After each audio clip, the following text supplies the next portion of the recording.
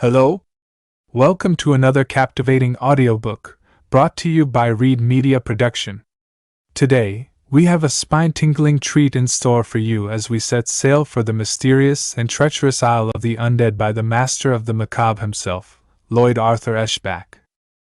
Get ready to be transported to a world where the line between the living and the dead blurs, where the eerie whispers of the supernatural beckon from beyond the grave. It's a tale that will grip your imagination and send shivers down your spine. So, dear listeners, find a comfortable spot, dim the lights, and let the haunting words of Eshbach's Isle of the Undead wash over you. Prepare to immerse yourself in this thrilling narrative, and don't forget to thank Red Media Production for bringing you this auditory delight.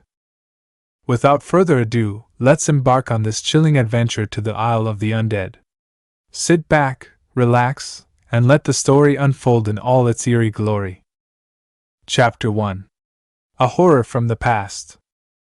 A drab gray sheet of clouds slipped stealthily from the moon's round face, like a shroud slipping from the face of one long dead, a coldly phosphorescent face from which the eyes had been plucked.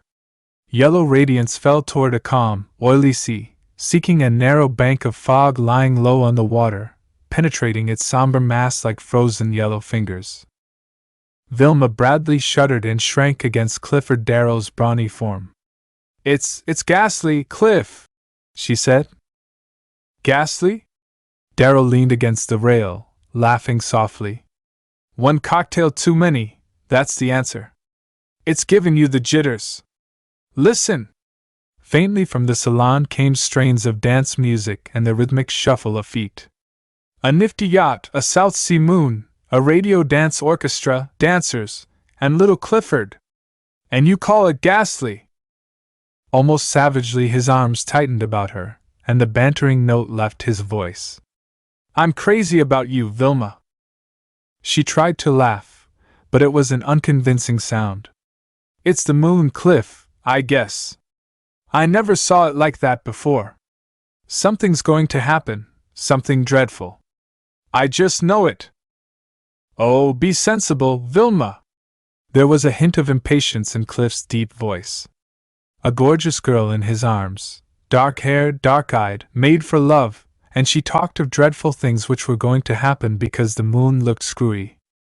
She released herself and glanced out over the sea. I know I'm silly, but... Her voice froze and her slender body stiffened. Cliff, look! Darrow spun around, and as he stared, he felt a dryness seeping into his throat, choking him. Out of the winding sheet of fog into the moonlight crept a strange craft, her crumbling timbers blackened and rotted with incredible age. The corpse of a ship, she seemed, resurrected from the grave of the sea. Her prow thrust upward like a scimitar bent backward, hovering over the gaunt ruin of a cabin whose seaward sides were formed by port and starboard bows. From a shallow pit amidships jutted the broken arm of a mast, its splintered tip pointing toward the blindly watching moon.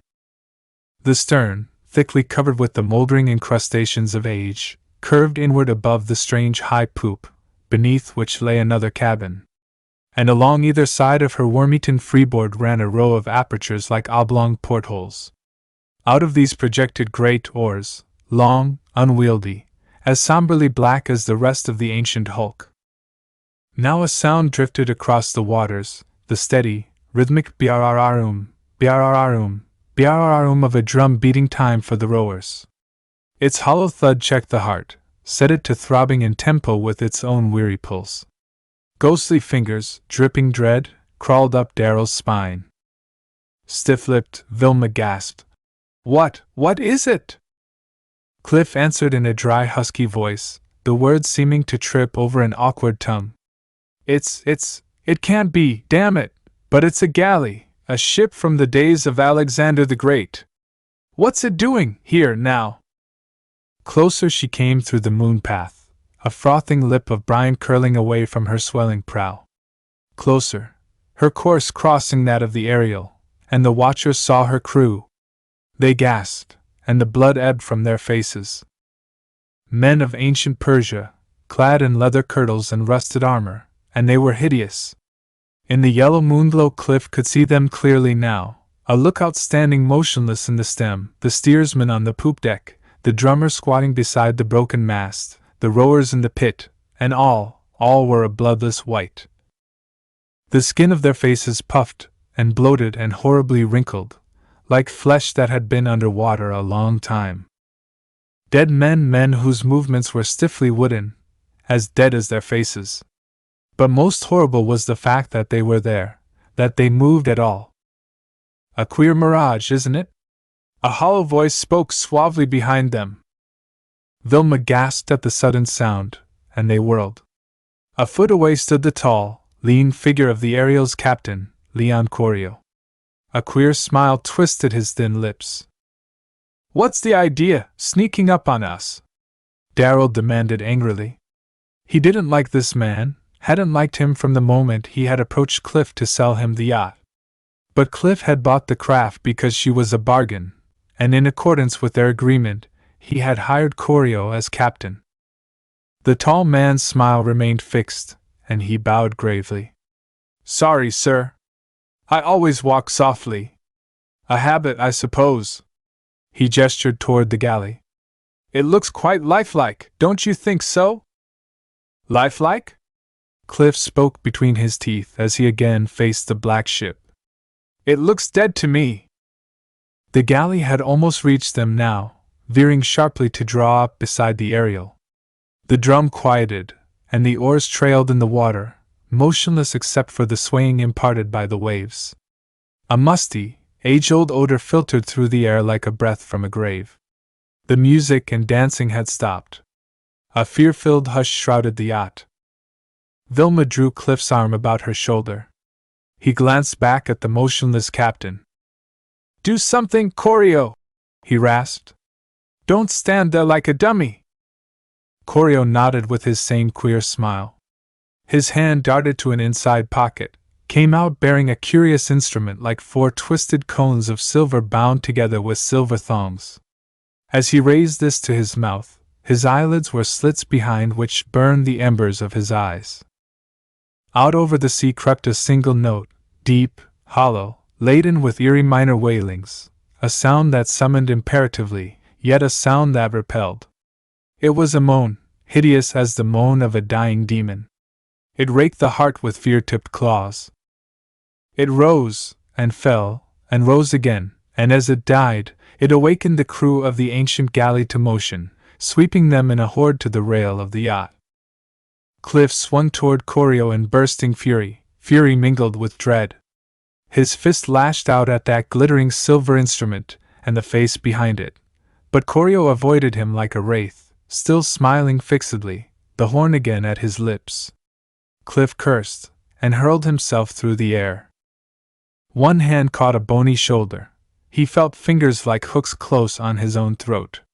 He wrenched free, landing a stunning blow on Corio's face, saw him reel and crash to the deck, and then he heard Vilma scream. He whirled. She was struggling between 2 of the flabby-faced things from the galley. In an instant he was upon them, his fist thudding against icy flesh, burying itself in something horribly soft and yielding. Startled, Cliff swung a second blow, and an arm, tomb cold and strong as the tentacle of an octopus, wrapped itself around him, a vise of thin-covered bone. A dead, drowned face peered over his shoulder, staring blankly. Other arms seized his legs, and though he struggled and writhed with the strength of a mounting fear, he was borne to the rail. Over they went, and dropped to the rotting deck of the galley. A numbness was creeping through him like a contagion, spreading from those crushing hands of ice. His struggles ceased. With eyes that turned stiffly in their sockets he looked for Vilma, saw her raised high above the heads of 2 other pallid creatures, saw them climb over the rail. Then the blackness of a dank and musty cabin enveloped him, and he was dropped with jarring force. His captors bulked black against the moonlit doorway, treading soundlessly, and were gone. Cliff lay in rigid paralysis, every sense keenly alive, his mind striving to clutch a single spar of reason in this chaotic whirlpool of the incredible. This couldn't be. Soon he'd awaken to laugh at his absurd nightmare. Yet it seemed horribly real. It was real! From the aerial boiled a fearful bedlam. Screams of terror. Curses. Then other shadows loomed in the doorway, and Vilma, motionless and rigid, was dropped brutally beside him on the spongy floor. Furiously Cliff struggled against the maddening restraint of paralysis. He couldn't lie here helpless. Vilma needed him. He'd have to do something. With an effort that studded his forehead with rounded drops of sweat and sent the blood throbbing through the distended veins of his neck, he sought to move. And like a cord snapping, his invisible bonds fell from him. He was crouching over Vilma, rubbing her wrists, calling to her, when again he heard the silver horn of Corio. A low droning utterly unlike the note that had awakened the galley's crew, it drifted languidly along the channel of endless sleep. It seeped through the eardrums, touching every nerve tip with resistless lassitude. Doggedly Cliff fought against the sound, pressing his hands over his ears, gritting his teeth, holding his eyelids wide. Yet he felt his muscles weaken, began to relax, knew dimly that his mind, sodden with drowsiness, was creeping toward the pits of slumber, and the vibrant drone ended. His head cleared rapidly, and he bent over Vilma. As he touched a limp arm, he knew she had passed from paralysis into a deep, quiet sleep. He shook her. It was useless. He listened, heard her steady breathing, and at that instant realized that the noises from the yacht had ceased. Rising, he strode toward the square of chalky moonlight. A foot away he halted, fell back. He had heard a faint footfall, had seen an armor-clad figure climbing over the rail. With silent haste he flung himself down beside Vilma. And there he lay while the crew of the galley carried his friends from the aerial, all slumped in that unnatural sleep, and stretched them out on the floor of the black cabin. Unmoving, he watched through narrow lids till all save Corio had been carried aboard, and the drowned things had gone back to their places in the rowers' pits. Again the hollow voice of the drum began throbbing through the silence, and the oars creaked a faint accompaniment. He could feel the galley cleaving the oily sea. On his feet he peered through the doorway. The backs of the rowers rose and fell with stiff, mechanical rhythm. Beyond the galley's stern came the yacht, slinking along like a thief, only one dim light showing, her diesel engines purring almost soundlessly. He turned and bent over Vilma, still enthralled to that strange deep slumber. As he traced the delicate outlines of her lovely face, now so lifeless and pale, bitter wrath flared within him, wrath and hatred for Leon Corio. But as he thought of the ghastly undead things out there in the galley pit, thought of this water-soaked anachronism which had no right to be afloat, his skin crisped with a sense of foreboding, a fear of what was yet to come. He must do something. Stepping over the still forms of his friends, he moved to the forward wall where a beam of radiance crept fearfully through a gap between two boards. His hands touched the hull, and he jerked them away. Rotten, clammy, like a decayed corpse, partly frozen. Crouching, he peered through. Far ahead, a blotch of evil blackness squatted on the horizon, an island crouching low like a black beast ready to spring. Around it the moonlight seemed to dim, as though it were striving to hide some nameless horror. Interminably Cliff watched while the shadowed mass drew closer, closer. They were headed for a towering wall of black basalt, and as the galley neared it, Cliff saw that it bore striking resemblance to a gigantic human skull, its rounded surface broken by caves that the sea had carved into hollow eye sockets and an empty nasal cavity. The rock wall ended high above the water. Beneath it lay a gaping chasm of pitchy darkness. And the galley, drums silenced, oars at rest, slid under the ledge, into the mouth of the skull. Just before total blackness fell, Cliff sprang to Vilma's side and raised her in his arms. If he hoped to do anything, he must do it now. He groped his way to the starboard bow and moved one hand along the dank timbers, searching. He found what he sought, a wide gap at the edge of a board. Gently lowering Vilma to the floor, He gripped the slimy wood with both hands and thrust outward mightily. A wide strip of decayed timber burst free. He dropped it into the sea and attacked the next board. In moments a wide irregular opening yawned in the galley's hull. Leaning out, Cliff looked down. He could see nothing. Then suddenly a faint light appeared, and he heard the hum of the Ariel's motors as she entered the cave. The humming ceased instantly, but the faint light persisted. Now he could see the blackness of waters, a rock wall beyond. He drew back, and as he did so, he heard movements on deck. At any moment the rowers might enter. He'd have to risk a drop into the water with Vilma. There was nothing else to do. If only she were conscious. He stooped and raised her, holding her firmly with one arm. Gripping the hull with the other, he climbed through the opening, inhaled deeply, and dropped. A heart-stopping plunge, and cold water closed over them. Down, down, then they shot upward, reached the surface, and even as Cliff gulped a single gasping breath, something struck his skull, a blinding, stunning blow. The oars! With rapidly numbing arms and legs Cliff kicked and flailed the water, striving for land. Dimly he knew he no longer held Vilma. Dimly he visioned her as were those ghastly undead. Then his body scraped on something hard, and a blackness that was not physical blotted out consciousness. Chapter 2. The Dreadful Isle. Red-hot hammers pounding against his temples wakened Cliff Darrell. He opened his eyes to stare into total darkness, crawling with mental monsters spawned by his pain-stabbed brain. He lay half immersed in shallow brine, his head resting on a jagged stone just above the surface. Struggling to his hands and knees, he shook his head from side to side, dumbly, like an animal in pain. Something had hit him, and now he was in water, and there was no light. What had happened? Where was Vilma? Vilma! He groaned. He remembered now. They had dropped, and his head had struck something, and maybe she was floating out there even now, dead eyes staring upward. Vilma! He cried, his voice pleading. Vilma! Only a mocking echo answered him. There was no other sound, not even the whisper of waves swishing among the rocks. Cliff pressed his hands fiercely against his throbbing head. The pain had become a madness, matched only by the agony of his own helplessness. He felt his reason reeling. He fought an insane desire to fling himself shrieking into that silent expanse of water to search for Vilma. Then with a tremendous physical effort he jarred himself back to sanity. He staggered to his feet, groped stumblingly over the rocks away from the water.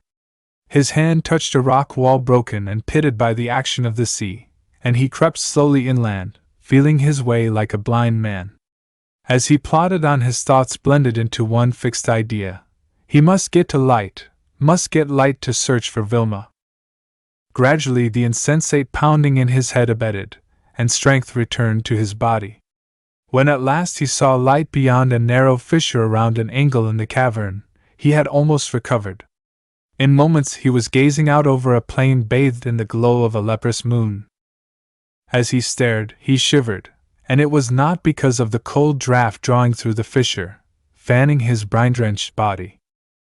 Grim and starkly forbidding the plain lay before him, dead as the frozen landscape of the moon. Once there had been life there, but now only the skeletons of trees remained, lifting their wasted limbs in rigid pleading to an unresponsive sky. Some there were that had fallen, uprooted by the fury of passing hurricanes. These lay like the scattered bones of a dismembered giant, age-blackened, and painted with hoarfrost by the brushes of moonlight. Feebly the dead forest stirred under the touch of a moaning wind, and the gaunt shadows cast by the trees seemed to be multi-armed monsters slithering over the rocky earth. He looked beyond the trees, and he saw light. Little squares of pale radiance cut high in the walls of an ancient black castle. Castle? Cliff frowned. He could liken it to nothing else, though he could not recall ever having seen a castle which thrust curving, needle-thin spires into the sky like a devil's horns. Impatiently, Cliff stepped from the wall of rock and glanced along a path that ried through the forest. Glanced, and crouched swiftly, a low cry escaping him. A single spot of water on a smooth, flat stone. A spot shaped like a woman's shoe. Vilma had passed this way. But might it not have been some other woman from the aerial? No. They had been carried, and even if they had walked, their feet were dry. Like a hound on the scent, Cliff Darrell sped along the serpentine path. The wind moaned above him, and the soughing branches seemed to whisper croaking warnings, but he ran on, his eyes constantly seeking signs of Vilma's course. Here a drop of water shaken from her drenched skirt, there another, and Cliff blessed the full moon whose light made possible his trailing of the almost invisible spoor. Now he had passed beyond the dead forest, and was moving toward the castle. The trail had been growing steadily fainter, but he managed to follow it. It led him toward a narrow stone stairway climbing crookedly to a misshapen opening in the wall. Light glowed faintly lurid somewhere deep within, and now Cliff heard a blasphemous sound belch from the depths of the castle, a wheezing, sardonic croaking like the moan of a demoniac organ, rumbling an obscene dirge. His hair bristled, and he stopped short. He looked at the steps, searching for the fading trail, and he stiffened. There on the second step was an irregular blotch of moisture. What did it mean? Had Vilma crouched there? Had she ascended those steps? Entered? With drawn face he began to skirt the base of the black building, searching every nook and cranny, scanning the bare walls. His heart lay like ballast in his breast. If something had lured Vilma into that demon-infested vault, he checked the thought. Suddenly he cursed. Mechanically he had begun to measure his stride in time with the doleful dirge from the castle. He stalked on with altered pace. As he rounded the corner at the rear of the structure, he saw a shadow outlined against the sky, crouching on a ledge below one of the little windows. He looked again, cried, "Vilma!" The figure above him stirred, looked down, then climbed hastily earthward. It was Vilma. Vilma, with black hair hanging stringily about her head, face pale, eyes fixed in the wideness of fear. Vilma, with her wet clothing clinging to the lovely contours of her symmetrical body. "Oh, Cliff!" she gasped, a dry sob choking her.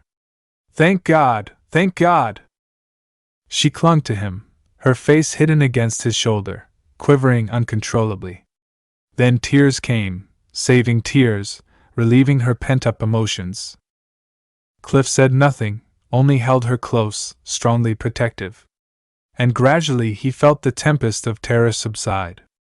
At last she looked up. Some of the dread had gone from her face, and she tried to smile. "I guess I can't take it," she said. Cliff shook his head solemnly. "You're a game girl, Vilma. You've nerve enough for two men. If you can, tell me what happened. Or if you'd rather let it wait, just say so. I'll feel better if I get it off my chest," she said. "You probably saw those things carry me from the yacht." Cliff nodded. "Well, I was just about paralyzed when they dropped me in their terrible boat. I remember you tried to arouse me, then that horn blew, and I just seemed to float away in an ocean of sleep. After that I can remember nothing till I awoke with water filling my eyes and nose and mouth, choking me. Someone's arms were around me, it must have been you, Cliff, and then they weren't there anymore, and I struggled wildly, out of my wits. I don't know how I got to shore, but I did, and I lay there in the shadow of the galley, choking and gagging, but afraid to cough. It wasn't altogether dark, and I could see those dreadful things with people hanging over their shoulders, carrying them along a narrow ledge close to the water's edge, heading inland. I thought maybe you were one of those limp bodies, and I almost died of fright. After a while the last one had gone, and the light went out. Then I heard another pair of feet moving over the rocks. Choreo, I suppose? The sound died, and I was alone. That place was awful, Cliff. The blackness almost drove me mad. I wanted to scream, but I was afraid to. Some terrible weight seemed to be crushing my lungs. If I followed those undead things, they might capture me, but it seemed worse to stay there in that dreadful dark. I got out of there somehow, though it seemed to take hours. Then I didn't know what to do. I stood at the edge of the dead forest trying to decide, trying, too, to keep myself from shrieking and running anywhere. Then Koryo's horn blew again, a sound, Cliff, worse than anything I've ever heard. It was a wicked sound, promising to fulfill every foul desire that ever tainted a human mind. It repelled, yet it lured irresistibly. And I answered. She stopped, and buried her face in her hands. After a moment she went on. The sound stopped just as I found myself crawling on hands and knees up the stone stairway on the other side. Another started, that awful groaning, music, but it didn't draw me. I ran down the steps and scurried away like a rabbit trying to find a place to hide. After a while I came back. I thought you must be in there, and I climbed up to the window. And Cliff, it's hellish. Her eyes, boring into his, widened in the same rigid terror he had seen in them when he joined her. We could go back to the cove and get away on the aerial, Vilma, Cliff said stonily. And if you think we should, we will. But I brought our friends here, and, well, I want to get them out if I can. With an effort Vilma nodded. Of course. We can't do anything else. He released her and stepped up to the wall. I'm going to see what's going on in there, he said. You wait here till I come down. In sudden dread Vilma seized his arm. No, Cliff. I couldn't stand waiting here alone. I'll go with you. He nodded understandingly. And together they began climbing the precipitous wall, fitting hands and feet in step-like crevices that made progress fairly rapid. Soon they were crouching on a wide stone ledge, clinging to thin, rusted bars, staring into the black castle. Chapter 3. The Steps of Torture. A gigantic hall lay before them, a single chamber whose walls were the walls of the castle, whose arched ceiling rose far above them.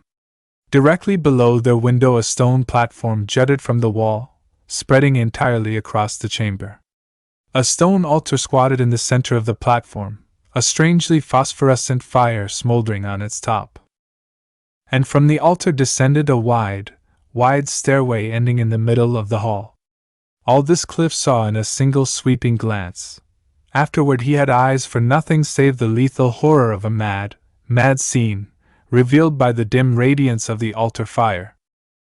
Behind the altar stood 5 huge figures clad in long, hooded cloaks of scarlet. The central figure had arms raised wide, his cloak spread like the wings of some bloody bird of prey, and from his lips came a guttural incantation, a blasphemous chant in archaic Latin, in time with the wheeze of the buried organ. Now his arms dropped, and he was silent. From the room below came a concerted whine of ceremonial devotion, a hollow, hungry wail. It rose from the bloodless lips of strangely assorted human figures ranging down the center of the long stairway in 2 facing columns. 100 or more there must have been, representing half as many periods and countries, according to their strange and ancient costumes. Men in the armor of medieval Persia, the crew of the Black Galley, yellow-haired Vikings, hawk-faced Egyptians with leather-brown skins, half-naked islanders, red-sashed pirates from the Spanish Main, men of today. And about all, like the dampness that clings to a tombstone, hovered a cloud of death. The undead. Cliff's gaze roved over the tensely waiting columns, then leaped to the foot of the stairs. There, cowering dumbly like sheep in a slaughter pen, were his friends from the aerial. All clothing had been stripped from them, and they stood waiting in waxen, statuesque stiffness. He saw then that 3 others lay prone before the stone altar, naked and ominously still. And far down at the very end of the hall stood Leon Koryo, draped in a hooded cape of unbroken black, a glint of silver in his hand, his horn of drugging sounds. Now, as though at a silent command, a girl left the group and began to mount the stairs, as those motionless three must have mounted. Vivacious, and she had been the life of Cliff's yacht party, but now she was changed. Her blanched face was rigid with inexpressible terror despite the semi-stupor which numbed her senses. Her nude body glowed like marble in the dim light. Horribly, her feet began their climb with a little catch step suggested by the moaning chant of that cracked organ note. She reached the first of the undead, and Cliff saw a light glint on a knife blade. A crimson gash appeared in the flesh of her thigh, and dead lips touched that wound, drank thirstily. The girl strode on, blood gleaming darkly on the white skin. A second drank of the crimson flow, a third, and the blood ceased gushing forth. Another knife flashed, and lips closed again and again on a redly dripping wound. And the girl, with the unchanging pace of a robot, climbed the stairway to its very top, climbed while fiendish corpses drank her life's blood, climbed, to sink down on the altar. One of the red-clad figures stooped over her, lifted her, buried long teeth in her throat, and Cliff saw his face. His own face paled, and talons of fear raked his brain. Those others on the stairs, they were abhorrent, zombies freed from the grave. But this monster, a vampire vested with the lust and cruelty and power of hell. He lowered her, finally, and she sank down, lay still, beside the other three. Another began the hellish climb, a giant of a man with a thickly muscled torso. Cliff knew him instantly, and his heart seemed to stop. Leslie Stark. They'd played football together. A brave man, a fighter. He mounted the stairway with the same little catch step, the same plodding stiffness. No resistance, no struggle, only a hell of fear on his face. The marrow melted from Cliff Darrell's bones. What could he do against a power that did that to Les Stark? He tried to swallow, but the saliva had dried on his tongue. He wanted to turn to Vilma, but he could not wrench his eyes from the frightful spectacle. Up the stone steps Stark strode. And no blade leaped toward him, no thirsty lips closed on his flesh. In an unwavering line he mounted toward the cowled monster in the center of the dais, like a puppet on the end of a string, mounted to pause before the stone altar, to lie on it, head bent back, throat bared. Mercifully Cliff regained enough control to close his eyes. He opened them at a gasp from Vilma, saw the vampire raise the flaccid body of Les Stark and hurl it far from him, to crash to the stone steps, to roll and thud and tumble, down and down, sickeningly, to lie awkwardly twisted on the floor before his companions. And another began to climb the long stone steps. All through the interminable night Cliff and Vilma crouched on the ledge, staring through the barred window. 100 times they would have fled to escape the maddening scene, but they could not move. Senses reeled before the awful monotony of the ceaseless climbing, their eyes smarted with fixed staring, their tongues and throats were parched to desert dryness, yet only after hours of endless watching, only after the last victim had climbed the steps, did the edge of terror dull, and a modicum of control return to their bodies. Stiffly Cliff looked over his shoulder. A faint tinge of gray rimmed the sea on the eastern horizon. "Almost daylight," he whispered hoarsely. Vilma nodded, her gaze still held by that chamber of horror. Cliff followed the direction of her eyes, and saw Corio standing like a great bat in his hooded cape close to the far wall. He raised his four-piped horn to his lips, and the instrument's fourth note crept through the room. It was a doleful sound, a cry like the cry death itself might possess, yet oddly, and horribly, it was soothing, promising the peace of endless sleep. And touched by its power, the columns of Undead stiffened, thinned to wraiths, flowed as water flows down the stone steps, vanished. The dead alive, those 5 vampires in crimson cowls, looked upward uneasily. The shadows under the roof were graying with the light of dawn. Cliff could sense their thought. Before sunrise they must be in their tombs under the castle, to sleep until another night. With one accord they strode down the stairs, past Corio who had prostrated himself, and entered a black opening in the wall. With their departure, the altar fire dimmed to a sullen ember. Corio arose. He was alone in the chamber save for that dead, broken body lying in a twisted heap at the foot of the stairs, and those other half-alive wretches stretched out before the altar. Now, Cliff told himself, was the time for him to get in there at Corio. Now was the time to rescue his friends.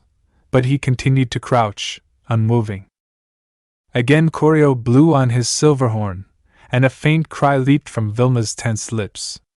The luring note that had drawn her, Cliff thought hazily. Then he thought of nothing save the sound that promised him all he could desire. Earth and its dominion, his for the taking, if he answered that call. Then even the sound eluded his senses, and he heard only the promise. He must answer, must claim what was rightfully his. But those half-dead creatures, sight of their stirring steadied his staggering sanity. Here and there heads lifted and bloodless husks of bodies tried to rise. In the pallid light they seemed like corpses, freed from newly opened graves. Some could only reach their knees, others rose to uncertain limbs. And all moved down the stairway toward Corio, answering his summons, followed as he made his slow way toward the opening in the wall, still blowing the single note, the note that promised earth and all it held. Cliff glanced toward Vilma, and she was not there. He looked down, saw her far below, dropping from crack to crevice with amazing speed and daring, hastening toward Corio. The thought jarred any lingering taint of allurement from Cliff's mind. He must stop her. He swung around, ignoring the cramped stiffness of his legs, and started down the steep wall. Down, down, recklessly, with Corio's horn note only a faintly heard sound fading behind him. Now he saw Vilma reach the rocks below and dash around the corner of the castle, and he cursed, redoubling his speed. Down, down, and suddenly the ancient rock crumbled underfoot. For an instant he hung from straining fingertips, then dropped. A smashing impact, a stone that slid beneath him, and his head crashed against the castle wall. Through a fiery mist of pain he pictured Vilma in the grasp of Corio. The mist thickened, grew black, engulfed him. Chapter 4. In Corio's hands. Cliff awoke with the sun glaring down on his face. He opened his eyes, and stabbing lances of light pierced his eyeballs. Momentarily blinded, he pressed his hands across his face and struggled erect. There was a sick feeling in his stomach, and the back of his head throbbed incessantly. He touched the aching area, and winced. A lump like an egg thrust out his scalp. It was sticky with blood. He stood there, weaving from side to side, trying to recall something. As memory came, he groaned. Vilma! He had last seen her racing madly toward Corio, lured by his damned horn. It was daylight now. The sun had risen at least an hour ago. An hour, with Vilma gone. Shaking his head to clear it, and gritting his teeth at the pain, he stalked along the wall. Turning the corner he strode on toward the crooked steps. The lifeless terrain reeled dizzily, but he went on resolutely. The pain in his head was fading to a dull ache, and as he mounted the steps, strength seemed to flow back into his legs. With every sense taut he passed into the gloom of the castle. A quick glance he cast about, saw the body of Stark lying where it had fallen. No use to examine it, there was no life there. His gaze swept up the slope of the stairway to the altar at its head, lingered on the phosphorescent eye of light still glowing there. Then he shrugged grimly and moved on to the doorway in the wall. Warily he peered in. As his eyes adjusted themselves to the greater darkness, he saw a narrow stairway leading downward into a shadowy corridor. Somewhere in the tunnel's depths a faint light shone. He could see nothing more. He moved stealthily down the damp, dank stairs. At the bottom he paused, listening. He could hear nothing. 100 feet ahead, the corridor divided in two. A burning torch was thrust in the wall at the junction. Cliff nodded with satisfaction. Corio must be somewhere nearby, for only a human needed light. Silently Cliff strode along the corridor. At the fork he hesitated, then chose the right branch, for light glowed faintly along that passageway. The other led downward, black as the pits of hell. A doorway appeared in the wall ahead, and he moved warily, with fists clenched. Flickering torchlight filtered into the corridor. There was no audible sound. Now Cliff peered into a small chamber, and gasped in sudden horror, his eyes staring unwinkingly at a spectacle incredibly pitiful. Here were the passengers of the Ariel, whitely naked, and lying in little groups on the cold stone floor, huddled together for warmth. Their faces turned toward Darrell as he stood in the doorway, but there was no recognition in the vacuous eyes, no thought, no intelligence, and little life in the wide-mouthed stares. It seemed as though their souls had been drained from their bodies with their blood. Sickened, Cliff turned away, cursing his own helplessness to aid them, cursing Leon Corio who was responsible for their plight. Black wrath gripped him as he moved on. Again the corridor branched, and again he kept to the right. Suddenly he halted, ears straining. He heard the sound of a voice, the hollow voice of Corio. It came faintly but clearly from a room at the end of the passageway. Cliff went forward slowly. "And so, my dear," Corio was saying, "we entered into a pact with the Master, a pact sealed with blood. In exchange for our lives we three were to bring other humans to this island for the feasting of the dead alive.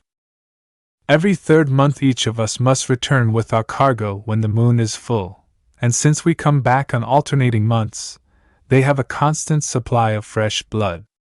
Usually some of our captives live from full moon to full moon before they become like those of the galley, the undead. Some of these we waken when it suits our fancy. They are not like the masters. They awaken only when we call them, we three or the masters. More than life they give us for what we do. Centuries ago pirates used this island for refuge. They died, and they left their treasure in this castle. It lies in the room where the masters lie, and we three receive payment in gold and gems. Tonight I receive my pay, and tomorrow I leave on the Ariel, and you go with me." Cliff heard Vilma answer, and even while his heart leaped with relief, he marveled at the cool scorn in her voice. "So I go with you, do I? I'd rather climb the stairs with the rest of your victims than have anything to do with you, you monster. When Cliff Darrow finds you—" "Darrow!" Corio's voice was a frozen sneer. "He'll do nothing!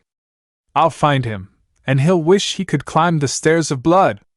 As for you, you'll go with me, and like it. A drop of my blood in your veins, and you will belong to the Master, as I do. We shall attend to that, but first there is something else, more pleasant." His words fell to an indistinguishable purr. Still moving stealthily, Cliff hastened forward. Suddenly Vilma screamed, and he launched himself madly across the remaining distance, stood crouching at the threshold. Vilma lay on an ancient bed, her wrists and ankles bound with leather thongs drawn about the four tall bedposts. Only the torn remnants of her undergarments covered the rounded contours of her body, and Corio crouched over her, caressing the pink flesh. Vilma writhed beneath his touch. Cliff growled deep in his throat as he sprang. Corio spun around and leaped aside, but he was too slow to escape Cliff's powerful lunge. One hand closed on his thin neck, and the other, a rock-like fist, made a bloody ruin of his mouth. Howling with pain, Corio tried to sink his teeth in Cliff's arm. Cliff flung him aside, following with the easy glide of a boxer. Corio crawled to his feet, cringing, dodging before the nemesis that stalked him. Again Cliff leaped, and Corio, yellow with fear, darted around the bed and ran wildly into the hallway. At the door Cliff checked himself, reason holding him. Corio could elude him with ease in this labyrinth of passages, and his first concern was Vilma's safety. He returned to the bed. Vilma looked up at him with such relief and thankfulness on her face that Cliff, with a little choked cry, flung himself to his knees beside the bed and kissed her hungrily. For moments their lips clung, then Cliff straightened shakily, trying to laugh. We've got to get out of here, sweetheart, he said. I'm not afraid of Corio, but he knows things about this place that we don't know. After you're safe on the yacht, I'll come back and get him. He looked around for something with which to cut her bonds. On the wall above the bed were crossed a pair of murderous-looking cutlasses. Seizing one of these, Cliff wrenched it from its fastenings and drew it through the cords. She stood beside him, free. Your clothing, Cliff began, his eyes on her almost nude body. She blushed and pointed mutely to a heap of rags on the floor. Her eyes flamed wrathfully. He ripped them from me. The muscles of Cliff's jaws knotted, and he scowled as he surveyed the room for a drape or hanging to cover her. For the first time he really saw the place. All the lavish splendor of royalty had been expended on this chamber. It might have been the bedroom of a king, except that the ancient furnishings belonged to no particular period, were, in fact, the loot of raids extended over centuries. Yet despite its splendor, everything was repulsive, cloaked with the same air of unearthly gloom that hovered about the galley. He moved toward an intricately woven tapestry, but Vilma checked him, shuddering with revulsion. No, Cliff, it's too much like grave clothes. Everything about this place makes my flesh crawl. I'd rather stay as I am than touch any of it. Cliff nodded slowly. Let's go then. They hurried through the corridors toward the stairway, with Cliff holding the cutlass in readiness. As they passed the room in which lay the Ariel's passengers, he tried to divert Vilma's attention, but she looked in as though hypnotized. I saw them before, she whispered. It's awful. As they started up the stairway to the great hall, Cliff took the lead. He moved with utmost caution. It doesn't seem right, he said uneasily. We should hear from Corio. At that moment they did hear from him, literally. From somewhere in the maze of tunnels came the sound of his accursed horn, the note of sleep. It swirled insidiously about their heads, numbing their senses.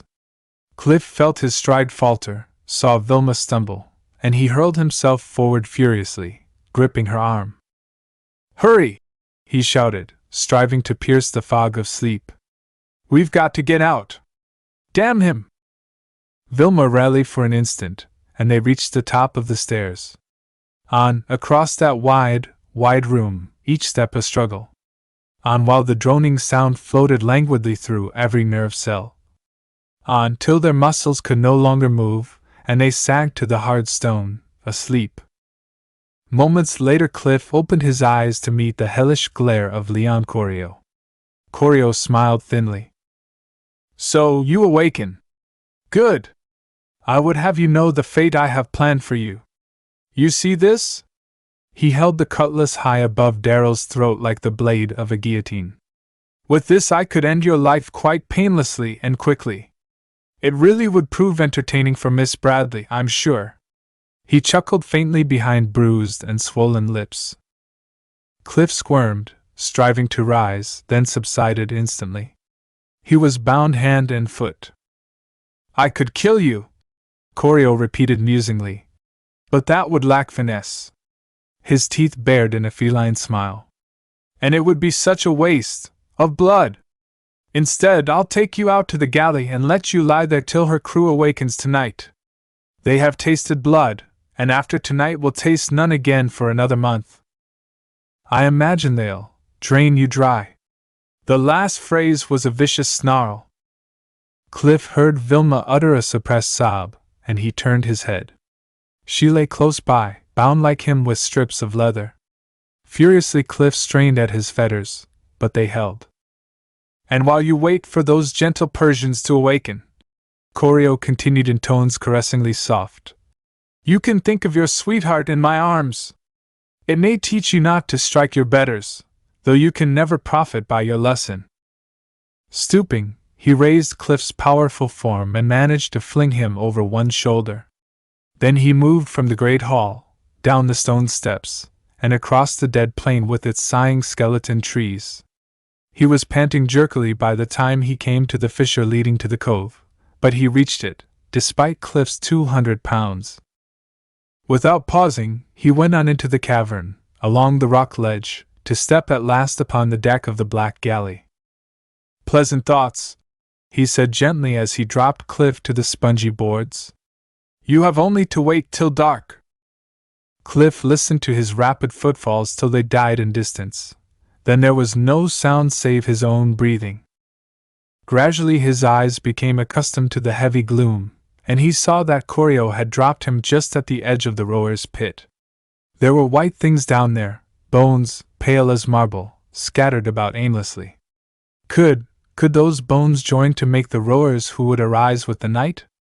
It seemed absurd, was absurd, yet he knew it was so. He had seen too much to doubt it. He rolled over on his back and stared upward into the shadows. He must lie here helpless while Corio returned to Vilma, did with her as he pleased. Perhaps he might even transform her into a blood-tainted monster like himself. He saw her again in that room of ancient splendor, spread-eagled to the bed, and the muscles corded in his arms, and his lips strained white in a futile effort to break free. Interminably he lay there waiting. The galley was damp with the chilling dampness of a sepulchre, and the dampness penetrated deeper and deeper. Clamping his jaws together to prevent their quivering, he struggled against a rising tide of madness which gnawed at his reason. His mind began to crunch and jangle like a machine out of gear, threatening to destroy itself. On and on in plodding indifference the stolid moments passed, till at last Cliff realized that it was growing darker. He rolled over on his side and stared into the galley pit, eyes fixed on the inert masses of white. Soon they would move. Soon the undead would rise. His thoughts, touched by the whips of dread, sped about like slaves seeking escape from a torture pit. And abruptly out of the welter of chaotic ideas came one straw of sanity. He seized it, his heart hammering with hope. Those Persian sailors were armed. Their swords and knives were real, for they cut flesh. Somewhere among their bones must lie sharp-edged blades. He struggled to the edge of the pit, let his feet drop over. As they touched, he balanced precariously for an instant, then fell to his knees. He peered feverishly about among white bones, moldering garments, and rusted armor, and saw a faint glimmer of light on pointed steel. He sank forward on his face in the direction of the gleam, turned over, squirmed and writhed till he felt the cold blade against his hands. He caught it between his fingers and began sawing back and forth. It was heartbreaking work. Age had dulled the weapon, and long slivers of rust flaked off, but the leather which bound him was also ancient. Though progress was slow, and the effort laborious, Cliff knew his bonds were weakening. But it was growing darker. Even now he could see only a suggestion of gray among the shadows. If those undead things materialized while he lay among them! Sweat stood out on his forehead, and he redoubled his efforts, straining at the leather as he sawed. With a snap the cords parted and his hands were free. A single slash severed the thongs about his ankles, and he stood up, leaped to the deck. Not an instant too soon! There was movement in the pit, a hideous crawling of bones assembling themselves into skeletal form. Cliff waited to see no more. There were limits to what one could see and remain sane. With a bound he crossed the rotting deck, and sprang ashore. Despite the dark, he almost ran from the madness of that cave, ran till he passed through the wall of rock, till he saw the rim of the moon gleaming behind the castle. Chapter 5. The End of the Island. Out on the plain he sprinted through the ghostly forest. He knew he had no time to spare, knew that soon the march of torture would begin, knew that if Vilma were within the castle, she must answer the summons of Corio's horn. Even now light glowed faintly in the high, square windows. That horn! At the foot of the steps he stopped short. If he heard the horn, he too must answer. He dared not risk it. With impatient fingers he tore a strip of cloth from his shirt, rolled it into a cylinder, and thrust it into his ear. Another for the other ear, and he darted up into the castle. A sweeping glance revealed no one, only the murky glow of the altar fire, and the wraiths of smoke pluming upward toward the shadowed roof. Wishing now that he had brought a weapon from the galley, Cliff crossed to the opening in the wall. He stood at the top of the steps, listening, then cursed silently as he remembered that he could hear none but very loud sounds. He saw nothing, so he hastened down into the corridor. His steps were swiftly stealthy as he moved toward Koryo's room. He was past the first branching passage, when a sixth sense warned him of someone's approach. He ran swiftly to the next fork, then paused within its shelter and glanced back, saw 5 red-cowled figures glide along the tunnel and vanish up the stairway. Cliff frowned. With the vampires in the great hall, Koryo must soon follow, leading his victims to the blood feast. He drew back deeper into the shadows. His groping hands touched something in the dark, round and hard, like a keg. Curiously, he investigated. It was a keg, and there were others. A sandy powder trailed to the floor from a crack in one of them. Thoughtfully, Cliff let it run through his fingers. Gunpowder. Of course, he had heard Koryo mention pirates and their treasure, and this had been their cache of explosive. An idea was forming. He looked up to see a shadow pass the mouth of the tunnel. He crept forward and peered out. He saw the black-hooded figure of Leon Koryo striding along, saw him enter the room where the passengers of the Ariel lay. In a breath, Cliff was down the corridor to Koryo's room. A tarnished silver candelabrum shed faint light through the chamber, and by its flickering glow he searched for Vilma, thoroughly, painstakingly, futilely. He stood in the center of the room in indecision, his forehead creased with anxiety. If only he could find her, he'd know how to plan. He ran his hand through his hair helplessly, then heard very faintly the luring note of Koryo's horn. She must answer that summons, unless Koryo had her tied somewhere. His best chance of finding her lay in the hall above. On the wall still hung the mate of the cutlass he had used to free Vilma. He wrenched it down and ran out into the corridor. The last of the naked marchers was disappearing up the stairway. Now the horn note died, and he could feel more than hear the rumbling bass of the dirge from the depths below him. He ran the rest of the distance along the passageway and mounted the steps 2 at a stride. He looked into the torture hall. As on the previous night, Koryo stood far back, close to the wall in which Cliff crouched. The arms of the master were raised high, raised, Cliff knew though he could not hear it, in a blasphemous incantation. And then he saw something that sent a crimson lance of fury crashing through his brain. Vilma, stripped like the rest, stood with the other victims at the foot of the long steps. Her body gleamed pinkly, in contrast to the pallid drabness of the half-dead automatons, and she held her head proudly erect. But from where he stood, Cliff could see the side of her face, and it bore a look of terror. He could see Koryo's face, too, and he was looking at the girl, baffled fury glaring from his eyes, as though she were there against his will. Cliff's first impulse was to fling himself out there with his cutlass and hack a way to freedom for Vilma and himself, but cold reason checked this folly. Such a course could end only in death. Motionless, he watched the scene before him, his brain frantically seeking a plan with even a ghost of a chance of succeeding. The gunpowder. There was enough of the stuff below to blast this entire castle into the hell where it belonged. Hastily he retraced his steps to the tunnel in which he had found the kegs, plucking the torch from its niche in the wall as he passed it. He held it high above his head as he examined the contents of the broken keg. Unmistakably gunpowder.